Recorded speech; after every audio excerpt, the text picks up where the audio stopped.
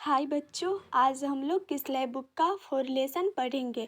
इसका 1, 2 और 3 लेसन हम लोग पहले ही पढ़ चुके हैं। इसका किसलय बुक का आज 4 लेसन पढ़ेंगे। जो बच्चा 10th क्लास में उर्दू पढ़ते हैं उसके लिए यह हिंदी का बुक है। ये बिहार बोर्ड एग्जामिनेशन 10th के लिए बहुत ही इम्पोर्टेंट होता है, तो इसलिए इसे पढ़ना भी बहुत इम्पोर्टेंट है। 4 लेसन का नाम जानेंगे और इसे लिखने वाला और इसे पढ़ते हैं, समझते हैं और इसे सीखते हैं कि इससे हमें क्या मैसेज मिलती है, ये भी हम जानेंगे।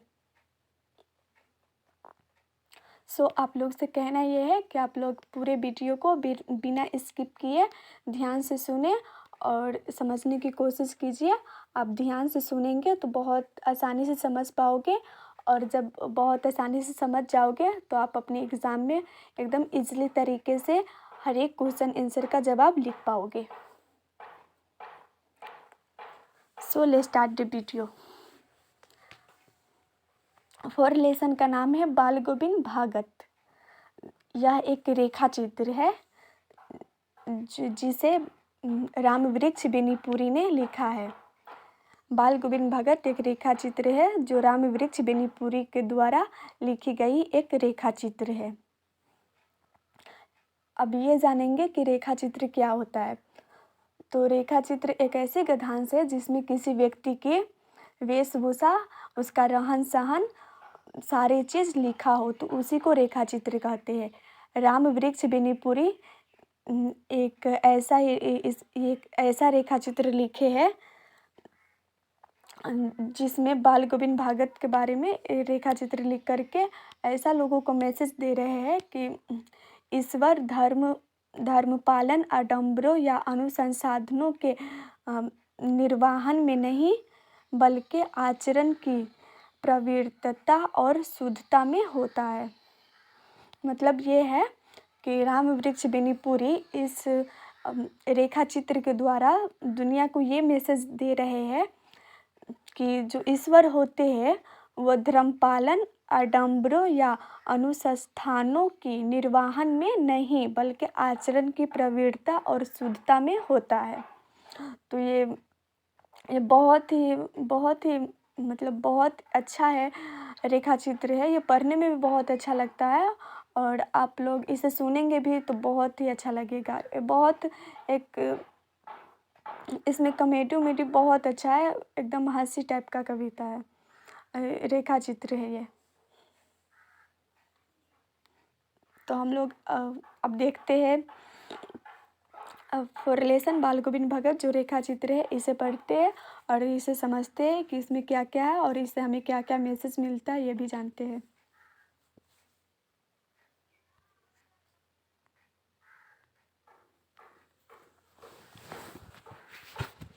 यहाँ लेसन का नाम याद रखना, बाल गोविंद भागत, ये इतना याद रखना, ये लेसन नेम है।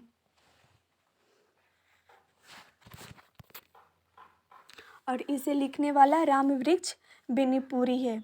और ये भी याद रखना कि बाल गोविंद भगत यह एक रेखा चित्र है। कई दफ़ा एग्जाम में ये क्वेश्चन पूछा भी गया है कि बाल गोविंद भगत रेखा चित्र है या कविता है या कहानी है। तो इस सब में से बाल गोविंद भगत रेखा चित्र है। तो आप ये भी बात याद रखना कि जो बाल गोविंद भगत है यह एक रेखा चित्र है जिसे राम वृक्ष बेनीपुरी ने लिखा है। मतलब इसका रचनाकार राम वृक्ष बेनीपुरी है। अब हम लोग रेखा चित्र पढ़ते हैं। पहले ये पढ़ लेते हैं कि इसमें क्या क्या, इससे क्या क्या हमें मैसेज मिलेगी इस रेखा चित्र से, वो यहाँ लिखा है। जो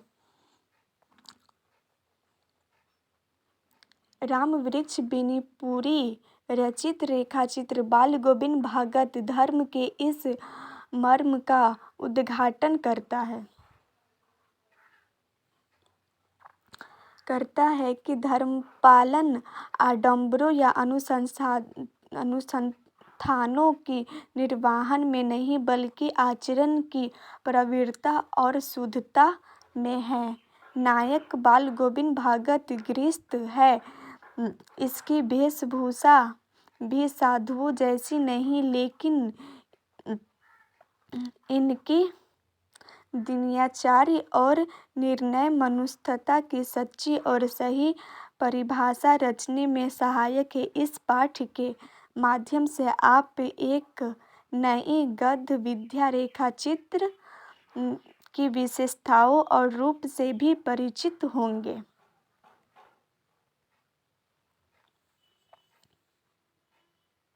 अब हम लोग रेखाचित्र पढ़ते हैं।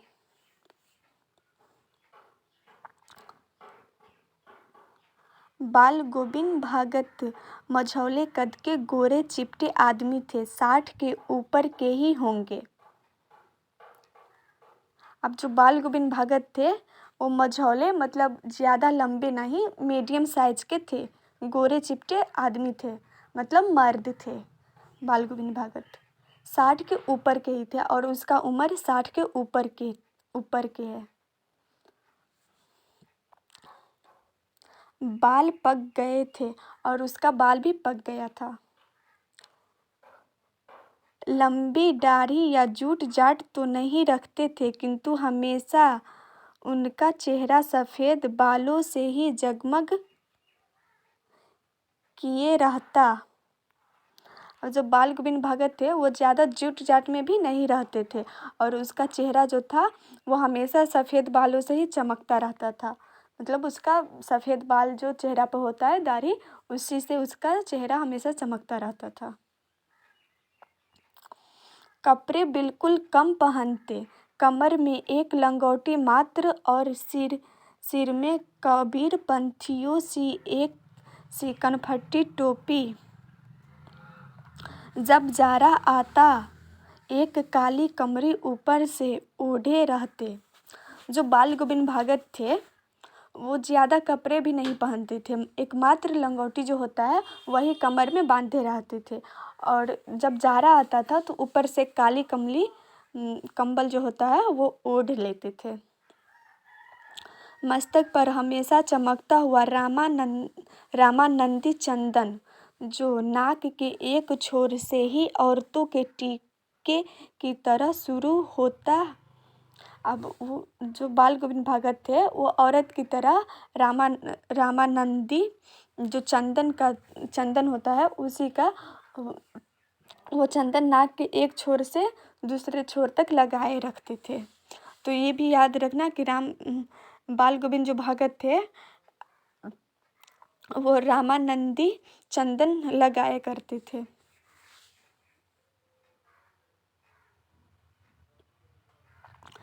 गले में तुलसी की जोरों की एक बडौला माला बांधे रहते थे।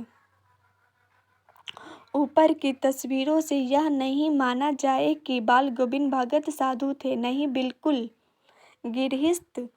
उसकी गृहिणी की तो मुझे याद नहीं, इनके बेटी और पुतोहों को तो मैंने देखा था। थोड़ी खेती बाड़ी भी थी, एक अच्छा साफ सुथरा मकान भी था, किंतु खेती बाड़ी करते परिवार रखते भी बाल गोविंद भगत साधु थे। साधु की सब परिभाषाओं में खरे उतरने वाले कबीर को साहब मानते थे। अब कितने दफ़े एग्ज़ाम में ये भी पूछा गया है कि बाल गोविंद भगत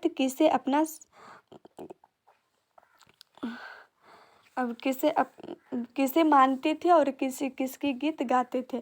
तो बाल गोविंद भगत जो थे वो कबीर को अपना साहब मानते थे। एग्ज़ाम में पूछा गया है कि बाल गोविंद भगत किसे साहब मानते थे, तो कबीर जो थे वो कबीर को साहब मानते थे। यहाँ कबीर है तो कबीर को ही अपना साहब मानते थे और उन्हीं के गीतों को गाते भी थे। इन्हीं के आदेशों पर चलते, कभी झूठ नहीं बोलते, खरा व्यवहार रखते, किसी से भी दो टूक बात करने में संकोच नहीं करते, ना किसी के खामखा झगड़ा मोल लेते, किसी की चीज़ नहीं छूते, ना बिना पूछे व्यवहार में लाते। इस नियम को कभी कभी इतना बारीकी तक ले जाते कि लोगों को कुतूहल होता। कभी वह दूसरे के खेत में शौच के लिए भी नहीं बैठते। वह गृहस्थ, लेकिन उसकी सब चीज साहब की थी।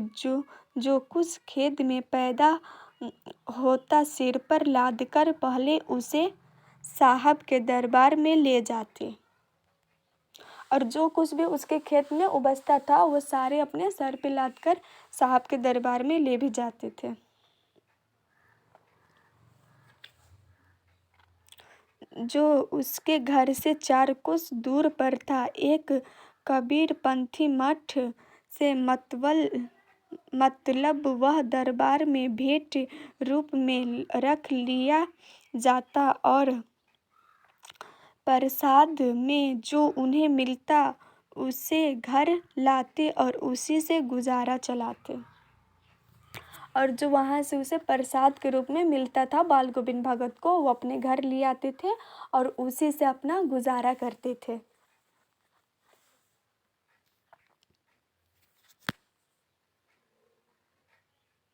इन सब के ऊपर मैं तो मुग्ध था उनके मधुर गाना पर, जो सदा स्वर्धा ही सुनने को मिलते। कबीर के वे सीधे साधे पद जो इनके कंठ से निकलकर सजीव हो उठते।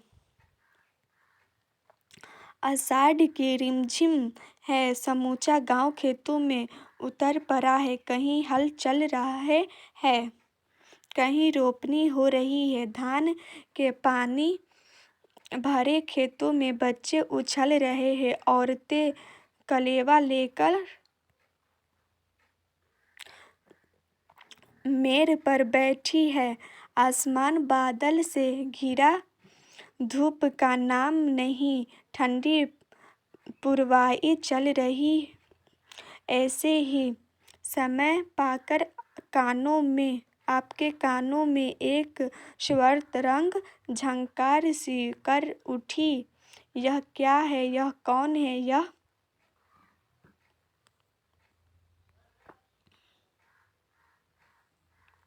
पूछना ना पड़ेगा। बाल गोविंद भगत समूचा शरीर कीचड़ में लिथरे अपने खेत में रोपनी कर रहे हैं। उनकी उंगली एक एक धान के पौधों को पंक्तिबद्ध खेत में बिठा रही है। उनका कद एक एक शब्द को संगीत के जीने पर चढ़ाकर कुछ को ऊपर स्वर्ग की ओर भेज रहा है और कुछ को इस पृथ्वी की मिट्टी पर खड़े लोगों के कानों की ओर। बच्चे खेलते हुए झूम उठते हैं। अब जो बाल गोविंद भगत थे वो अपने खेत में काम करते हुए धान के पौधों की पंक्ति को अपने खेत में रोपते हुए जो संगीत है वो गाते हैं, और संगीत का कुछ स्वर ऊपर भेजते हैं और कुछ पृथ्वी पर रहने वाले लोगों के कानों में सुनाई देते हैं। और उसके स्वर जो होते हैं, संगीत के स्वर, वो सब सुन के बच्चे जो होते हैं वो झूम उठते हैं। इतने अच्छे बाल गोविंद भगत गाते हैं।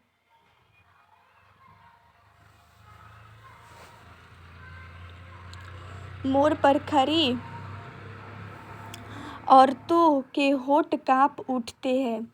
अब और जो मेर पर खड़ी औरत होती है उसके भी होठ कांप उठते हैं। वे गुनगुनाने लगती है। हलवाहों के पैर ताल से उठने लगते हैं। रोपनी करने वालों की उंगलियां एक अजीब क्रम में चलने लगती है। बाल गोविंद भगत का यह संगीत है या जादू। सही में यार, बाल गोविंद भगत इतने अच्छे गाते थे कि मतलब औरत भी उसके गाना सुन के गाने लगते थे, बच्चे भी नाचने लगते थे। आप इतना सुने ही है तो आपको पता चल ही गया हो कि बाल गोविंद भगत कितना अच्छा गाते थे। उसका संगीत एक जादू था, इतना मस्त गाते थे कि, और संगीत होता भी है एक ऐसा ही चीज़ जो सुनते हैं तो सारे लोग अपना दुख तकलीफ भूल जाते हैं। अब आगे देखते हैं। भादों की वह अंधेरी अधरतिया अभी थोड़ी ही देर पहले मूसलाधार वर्षा खत्म हुई है। बादलों की गरज बिजली की तरफ में आपने कुछ नहीं सुना हो, किंतु अब झिल्ली को झंकार या दादुरों की टरटर बाल गोविंद भगत के संगीत को आपने कोलाहल में डूबो नहीं सकती। इनकी खंजरी ढिमक ढिमक बज रही है और वे गा रहे हैं, गोदी में पीवा चमक उठे, सखिया चिहुक उठना।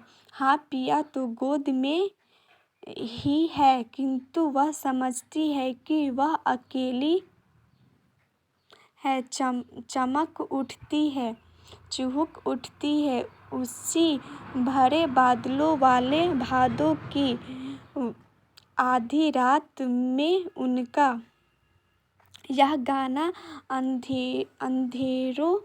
अंधेरे में अकस्मात कौध उठाने वाली बिजली की तरह किसी ने चौंका देता है। अरे, अब सारा संसार निस्तब्धता में सोया है। बाल गोविंद भगत का संगीत जाग रहा है। तेरी गठरी में लगा चोर मुसाफिर, जाग जरा।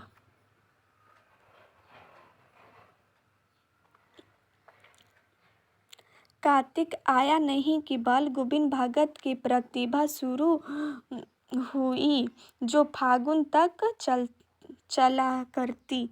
इन दिनों वह सवेरे ही उठते, न जाने किस वक्त जागकर वह नदी स्नान को जाते। गांव से जो 2 मील दूर, वहां से नहा धोकर लौटते और गांव के बाहर ही पोखरे के नीचे भिंडे पर अपनी खंजरी लेकर जा बैठते और अपने गाने टेरने लगते। मैं शुरू से ही देर तक सोने वाला हूँ। जो इसमें है राम वृक्ष बेनीपुरी, जो इस कविता को लिखे हैं, वे कहते हैं कि मैं तो देर से सोने वाला हूँ, मैं कभी सवेरे नहीं उठता हूँ। लेकिन बाल गोविंद भगत जो थे, वे सुबह सुबह उठकर और 2 मील जा कर के नदी स्नान करके आ जाते थे, और उस समय भी वो सुबह सुबह गाने लगते थे।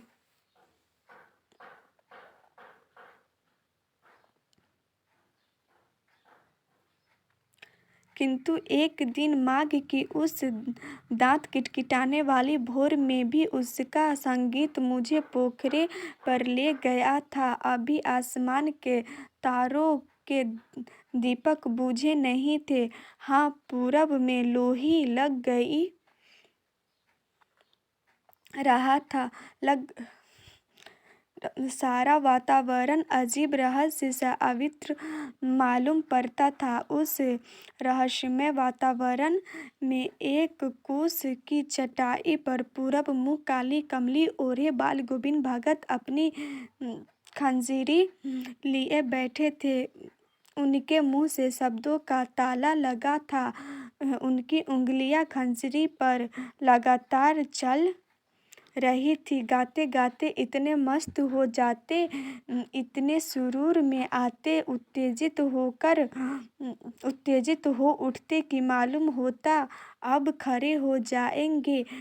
कमली तो बार बार सिर से नीचे सरक जाती।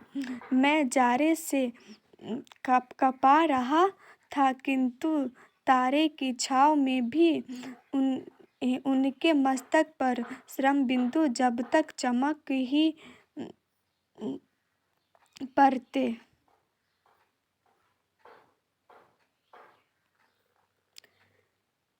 गर्मियों में उनकी साझा उमस भरी शाम को भी शीतल कर देती थी। अपने घर के आंगन में वे आसन जमा बैठते और गांव के उसके कुछ प्रेमी भी जुट जाते। खंजरिया और करतालों की भरमार हो जाती। एक पद बाल गोविंद भगत कहते जाते। उसकी प्रेमी मंडली उसे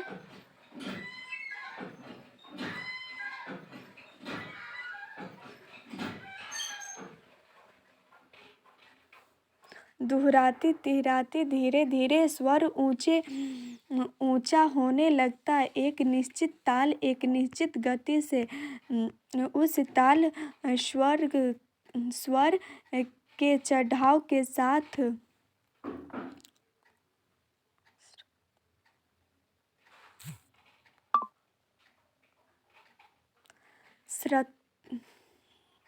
श्रोताओं के मन में भी ऊपर उठने लगते। धीरे धीरे मंथन पर हावी हो जाते। होते होते एक क्षण ऐसा आता कि बीच में खंजरी लिए बाल गोविंद भगत नाच रहे हैं और उसके साथ ही सबके तन और मन नृत्यशील हो उठे हैं। सारा आंगन नृत्य और संगीत से ओतप्रोत है।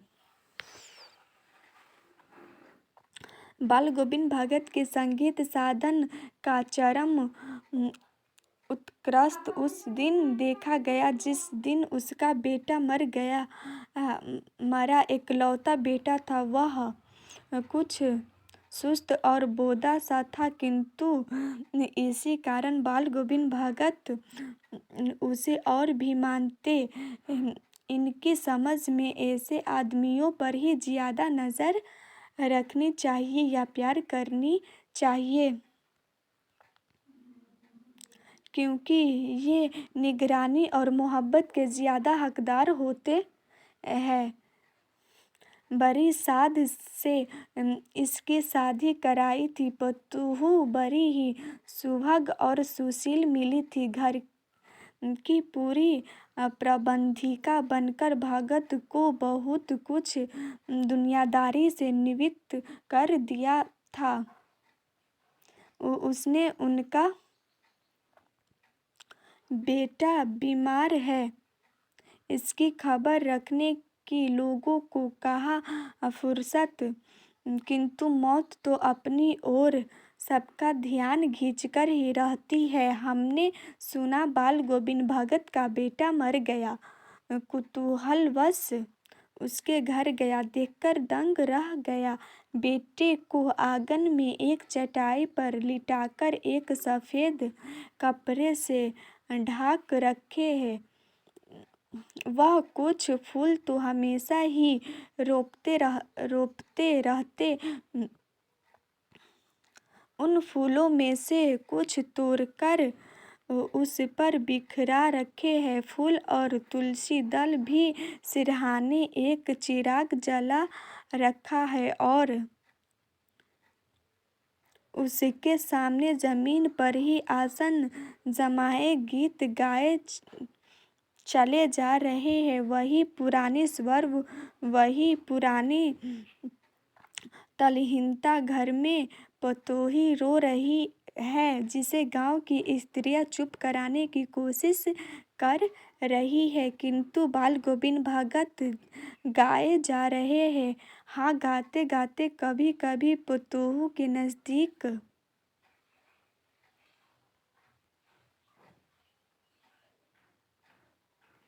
भी जाते और उसे रोने के बदले उत्सव मनाने को कहते। आत्मा परात्मा के पास चली गई। विरहिणी अपने प्रेमी से जा मिली। भला इससे बढ़कर आनंद की कौन बात। मैं कभी कभी सोचता यह पागल तो नहीं हो गए, किंतु नहीं, वह जो कुछ कह रहे थे उसमें उनका विश्वास बोल रहा था। वह चरम विश्वास जो हमेशा से मृत्यु पर विजयी होता आया है। अब जो बाल गोविंद भगत थे ये संगीत गाते थे। तो जिस दिन इसके बेटा इंतकाल किए, यहाँ दुनिया से मर गए, मतलब मर गए जिस दिन, उस दिन भी बाल गोविंद भगत संगीत अपना गाए, और वो भी अपने बेटे के सामने ही एक आंगन में अपने बेटे को लिटाए रखे थे और उसी के पास अपना साधन जमा के संगीत गाते थे। और इसमें जो ये थे, जो कविता लिखे हैं राम वृक्ष बेनीपुरी, यह कह रहे हैं कि हम जब उसके बेटे का खबर सुने कि उसके बेटे चल बसे हैं, तो इसकी खबर सुन के जब वो गए देखने, तो ये सब देखकर वो दंग हो गए। लेकिन फिर वो सोचे कि बाल गोविंद भगत पागल तो नहीं है, लेकिन वो पागल नहीं थे। उनका विश्वास एक अटल विश्वास था, मृत्यु पर विजय प्राप्त कर चुका था बाल गोविंद भगत का विश्वास। वो अपनी पुतोहू से जाके कहता है, रोने के लिए नहीं कहता है बल्कि उत्सव मनाने के लिए कहता है। बाल गोविंद भगत का ये मानना ये है कि आत्मा परात्मा के पास चली गई, विरहिणी अपनी प्रेमी से जा मिला। तो भला इससे बड़ी खुशी की बात क्या है। वो यही अपने पुतों से कहता है कि अब रोने से मना करते हैं और कहते हैं कि अब उत्साह मनाओ, कि इससे खुशी की बात और भी कोई नहीं है, इससे बड़ी खुशी की बात कोई नहीं है। बेटे के क्रियाक्रम में तुल नहीं किया, पुतोहू से ही आग दिलाई उसकी, किंतु जयोही श्रद्धा की अवधि पूरी हो गई। और बेटों की जो होता है क्रियाक्रम, उसमें भी तुल नहीं किया, मतलब कंजूसी नहीं किया, अपने पुतोहू से ही आग दिलवाई और अपनी पुतोह से ही अपने बेटे का जो अंतिम संस्कार होता है वो करवाए। और इससे ये हुआ कि अपने बेटे पुतोहू से अपने बेटे का क्रियाक्रम कराने पर यह हुआ कि उसकी जो जयोही की श्रद्धा की अवधि पूरी हो गई। और अब आगे देखते हैं। पुतोहू के भाई को बुलाकर उसके साथ कर दिया यह आदेश, देते हुए कि इसकी दूसरी शादी कर देना। इधर पुतोहू रो रो कर कहती है, मैं चली जाऊंगी तो बुढ़ापे में कौन आपके लिए भोजन बनाएगा, बीमार पड़े तो कौन एक चिल्लू पानी भी देगा। मैं पैर पड़ती हूँ, मुझे अपने चरणों से अलग नहीं कीजिए। लेकिन भगत का निर्णय अटल था।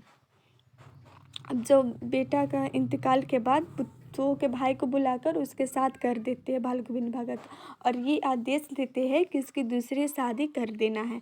लेकिन जो पुतोह होती है वो रोने लगती है और कहती है कि अगर हम चले जाएंगे तो आपको बुढ़ापे में कौन खाना बना के देगा और कौन एक चिल्लू पानी भी देगा, कि आप हमें अपने चरणों से अलग न कीजिए, आप हमें अपने पास रहने दीजिए। लेकिन जो बाल गोविंद भगत का निर्णय था वो अटल होता है, वो अपना निर्णय नहीं बदलते हैं।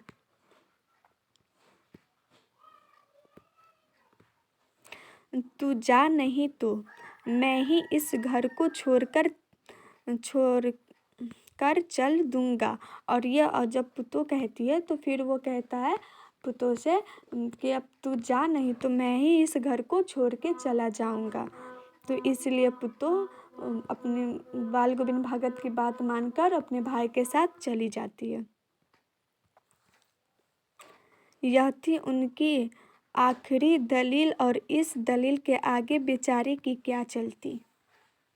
बाल गोविंद भगत की मौत उन्हीं के अनुरूप हुई, और बाल गोविंद भगत का मौत भी उसके पुतोह के अनुरूप, मतलब सामने में ही हुई। वह हर वर्ष गंगा स्नान करने जाते, स्नान पर उतनी आस्था नहीं रखते जितनी संत समागम और लोक दर्शन पर पैदल ही जाते। करीब 30 कोस पर गंगा थी, साधु को संभल लेने का क्या हक। वह और गृहस्थ किसी से भिक्षा क्यों मांगे। अत घर से खाकर चलते तो फिर घर पर ही लौटकर खाते।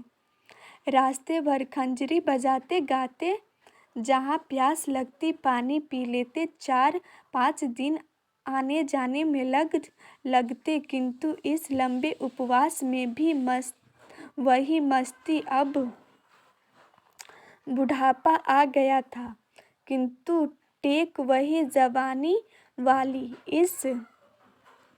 इस बार लौटे तो तबीयत कुछ सुस्त थी। खाने पीने के बाद भी तबीयत नहीं सुधरी। थोड़ा बुखार आने लगा, किंतु नेम व्रत तो छोड़ने वाले नहीं थे। वही दिनों जून गीत, स्नान ध्यान, खेतीबाड़ी देखना दिन दिन छीजने लगे। लोगों ने नहाने धोने से मना किया, आराम करने को कहा, किंतु हंसकर टाल देते रहे। इस दिन भी संध्या में गीत गाए, किंतु मालूम होता है जैसा धागा टूट गया हो, माला का एक एक दाना बिखरा हुआ। भोर में लोग ने गीत नहीं सुना, जाकर देखा तो बाल गोविंद भागत नहीं रहे, सिर्फ उसका पंजर पड़ा है। बाल गोविंद भगत जो थे, जब बुढ़ापा आ गया तो बूढ़े हो गए थे, फिर भी वो अपने वही जवानी वाले टेर में थे और गाते पीते थे, और वैसा ही जैसे वो पहले करते थे वैसा ही करते थे, और खेती बाड़ी भी करते ही रह गए। और उसको थोड़ा तबीयत भी ख़राब थी, फिर भी वो कामकाज करते रहे। तो एक शाम ऐसी आई जब वो दुनिया से चल बसे। तो यहीं पे कहानी ख़त्म होती है। आई होप ये कहानी आप लोगों के लिए यूज़फुल रहा होगा।